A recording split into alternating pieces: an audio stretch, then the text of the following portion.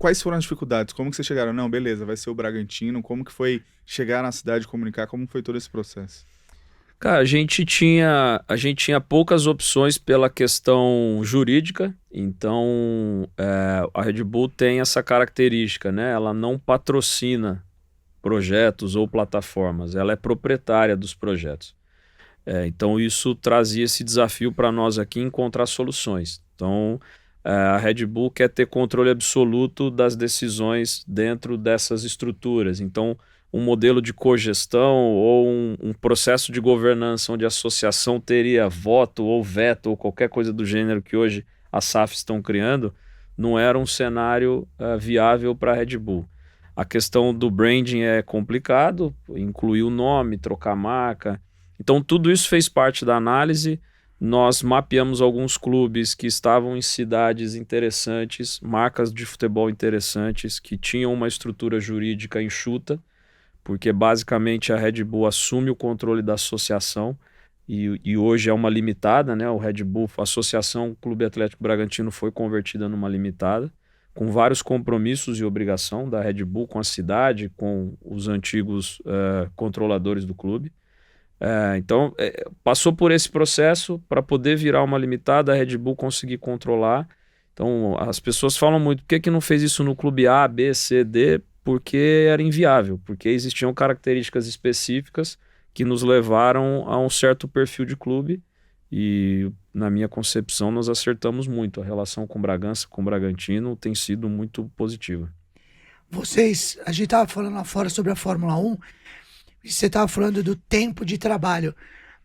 O momento que a Red Bull entra na Fórmula 1 até ganhar o primeiro título, são 8 anos, é isso que você falou? Eu acredito que sim, foram volta de 8 8 temporadas. Quanto tempo você acha para o Red Bull Bragantino levar o primeiro título do brasileiro, ou de uma Libertadores, ou de um Campeonato Paulista? O que você imagina?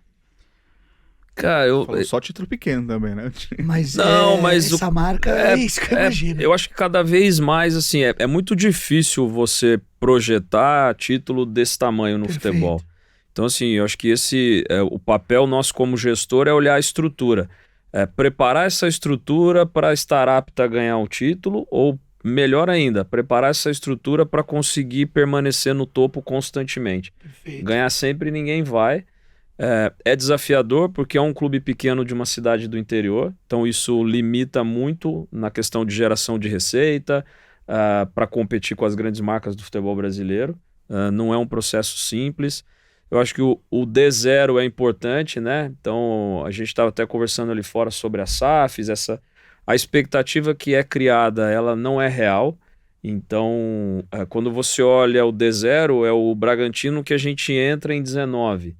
Era um clube com baixa capacidade de investimento, bem administrado pela família Chedi, mas com dificuldade de competir em nível mais alto, com categoria de base desativada, um foco só na equipe profissional, disputando divisões inferiores, o que limita a geração de receita, aquela dinâmica de monta e remonta time todo ano.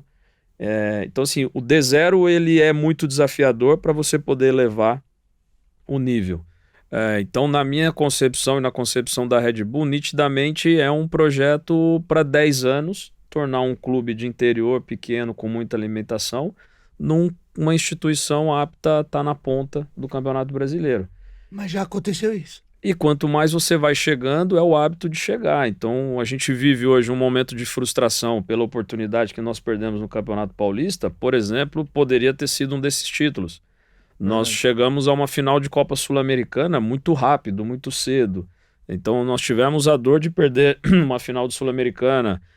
Então, constantemente a gente conseguir manter o clube sempre nesse topo. brigando, né? É isso, uma hora você vai ganhar, uma hora vai acontecer, né? A gente tá vendo todos os clubes de futebol. A ideia é sempre, o papo com você, e é isso que é legal, é fora do campo a gestão. A quantidade de clubes mal geridos no futebol. Você acha qual a importância do técnico, do gestor de futebol, ou de quem comanda toda a gestão disso, seja o presidente, CEO e qualquer nome? Como é que tá engatinhando ainda o futebol brasileiro, ou você vem sentindo que a profissionalização da gestão tá ficando cada vez melhor? Nós temos de tudo no nosso ambiente, Chico. Você tem clubes e pessoas melhorando, evoluindo, operando num nível muito próximo do que é feito nas ligas mais maduras, e a gente ainda tem práticas que elas já acabaram, ficaram para trás. Acho que a dificuldade é que quem forma opinião olha só o produto final, né? Olha só o jogo, o resultado. Então, assim, o jogo não pertence ao gestor. O jogo pertence ao treinador e aos atletas. Aquele recorte Perfeito. pequeno ali. O que pertence ao gestor é em que caminho nós vamos, qual a estratégia, qual a capacidade de investimento, qual a identidade que esse clube quer construir dentro e fora de campo. Então, a função do diretor esportivo, como é chamado na Europa, ela cresceu muito nos últimos anos, justamente pelo crescimento da estrutura. O primeiro ponto é esse. Então, a gente tem na nossa memória o Wenger, o Ferguson, que foram caras geniais, que ficaram décadas liderando os seus clubes, mas no momento em que você tinha 6 pessoas na comissão técnica, esses caras decidiam quem contratar, você não tinha a quantidade de informações que tem no futebol hoje, você não tinha a quantidade de áreas em volta, você não tinha o nível competitivo que o futebol chegou hoje. Então, se olha hoje os estaduais, o que está acontecendo nessas competições regionais, o futebol está estranho. Não é estranho, é competitivo, cada vez mais aproximou. E isso se reflete também nas competições de seleções. A gente olha eliminatórias há 15 anos atrás, o Brasil passava por Venezuela, por Equador, sem 6, 7. fazer força. É. Hoje já são jogos duros. Hoje já tem jogador equatoriano jogando na Premier League. Hoje tem jogador equatoriano se destacando em Liga Europeia. Essa galera evoluiu também. A gente precisa parar de achar que simplesmente porque é Brasil tem talento as coisas vão acontecer.